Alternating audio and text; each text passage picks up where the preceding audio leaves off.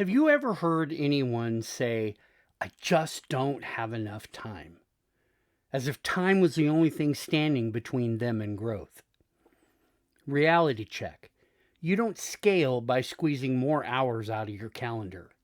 You scale by transferring what's in your head, your hands, and your inbox into systems, workflows, and other people who can carry it forward.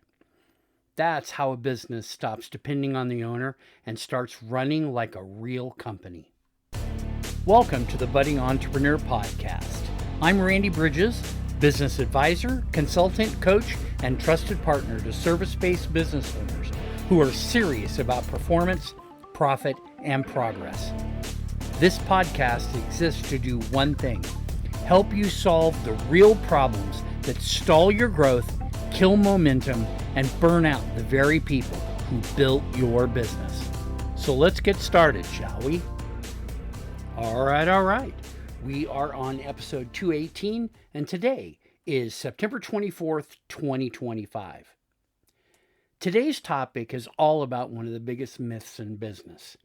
The idea that if you just had more time, you'd solve your growth problems. The only problem is that both you and I know that's not true. Because time doesn't multiply, time doesn't scale. The only thing that multiplies is transfer. Here's what we're going to cover today: why more time is the wrong goal for growth, the 3 areas every owner must transfer to unlock scale, a sales-focused look at why transfer, not time, is the missing piece of a predictable revenue, and a practical framework to help you see where transfer breaks down in your business. And yes, if this topic hits home, I've got a link in the notes below to the Owner's Advisory Board, where we dig into these exact problems with business owners who are ready to jump to the next level. So let's dive into today's topic: why more time won't fix anything.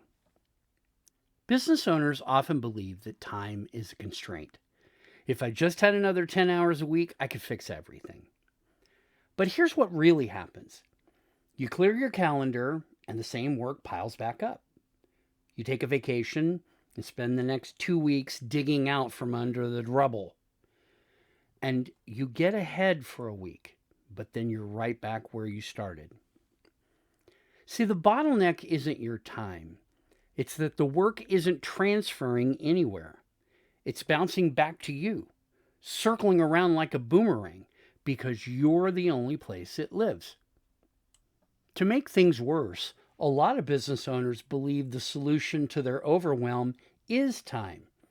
They try to find it, buy it, squeeze it, protect it. But time has a ceiling. You can get more efficient, you can hire an assistant, you can cut meetings, but eventually the hours max out, and so do you. That's why time feels like the enemy, because you can't make more of it. And that's when the conversation shifts from time to transfer. Now, over the past few months, we've already touched some transfer topics. Role transfer came up in episode 206, decision transfer in 217, workflow transfer in 202 to 204, and clarity transfer in 213. Today, we're zooming in on sales transfer, moving sales from being owner-dependent to being system-dependent. Now, in our upcoming episodes, we'll dig into the next layers: financial transfer, where profit first and pricing discipline live; client experience transfer, making your service feel the same with you or without you; vision transfer, getting your team aligned without your daily steering; culture transfer, values that drive behavior at scale. And keep in mind, this is all a progression. If you miss one piece, the growth can feel heavy, basically freeing you from nothing or freeing you with no benefits.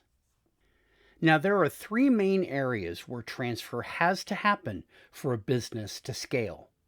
The first one is tasks have to become systems. Every recurring task you're doing has to transfer into a process or a workflow. Otherwise, it stays dependent upon pure effort, usually yours. The second one is knowledge transfers into people. What's in your head has to move into your team's hands. Training, documentation, decision rules, it's all about moving the ownership itself. And the third is decisions have to become frameworks. If every choice needs your signature, you'll always be the choke point. You want to transfer the criteria for decisions and not just the authority. When these transfers, all three of them, start working, you begin to see scale start showing up. Not just because you worked more hours, it's because the business itself started carrying the load you've been carrying. Now that we understand that truism, let's look at the hidden cost of not transferring. When transfer doesn't happen, the symptoms are easy to spot. Your projects stall out waiting on your approval. Your team hesitates instead of acting because they're unsure what's right. Clients feel the lag. Delivery gets slower. Follow-ups slip, and sales momentum stalls. But the longer you wait to fix this problem, the harder it gets because your business keeps growing around the bottleneck, which means even more stuff comes right back to you. And let's talk sales, because this is where transfer makes or breaks a company. If sales depends on you, you don't have a sales system. You simply have a job. You might have a pipeline, but it's probably chained to your calendar. And the predictable revenue doesn't come from your hustle. It comes from your ability to transfer the process of selling. You transfer scripts so others know how to ask the right questions. You transfer the qualification rules so every lead is scored the same way. You transfer the follow-up system so the pipeline keeps moving without your reminders. This is why so many owners feel stuck. They delegated tasks but never transferred the system. And we've talked about the transfer of responsibility. And we've talked about the transfer of decision making. But this is the transferring of the system itself.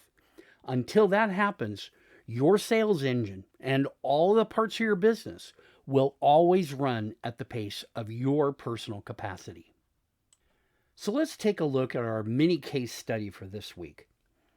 One of my clients, we'll call him Mike, was closing nearly every deal in his business. The problem? He was the only one who could close. His team was bringing in leads, but they stalled at the proposal stage. Nobody had a clear framework for discovery, qualification, and follow-up. I sat down with Mike and we documented his process step by step. Then together we created a simple playbook for calls and built a follow-up cadence into the CRM. And then we transferred ownership. Within 3 months, 2 of Mike's sales reps were closing deals without him.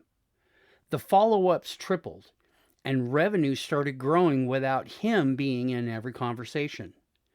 Now, the win in this case wasn't more time. The win was the transfer. So let's do a quick self-check on transfer. You tell me if this is something that is happening in your business or not. Are you still the only one who can close big deals? Do your team members constantly check in for small decisions? Does work bounce back to you for final review more often than not? Now, if you said yes to any of these, the issue isn't time. It's that you haven't built transfer into your business yet. So in our closing reflection, time doesn't scale, but transfer does. Your role isn't to work harder or longer or even smarter. It's to build a business where the weight transfers into systems, workflows, and the people who can carry it forward for you. So if you've been telling yourself, I just need more time, let this be the reminder. What you need is more transfer. Build it smart, run it clean, stay aligned. That's it for this episode. I hope you picked up some valuable insights and maybe even sparked a few new ideas. If you want to keep the conversation going or maybe even explore partnerships, don't hesitate to reach out. And hey, don't forget to subscribe, leave a review, and share this with someone who needs to hear it. The steps you take today could be the start of something big tomorrow. For the budding entrepreneur, I wish you the best in your health, your wealth, your business, your family, everything about you. Take care, and we'll see you back here next week.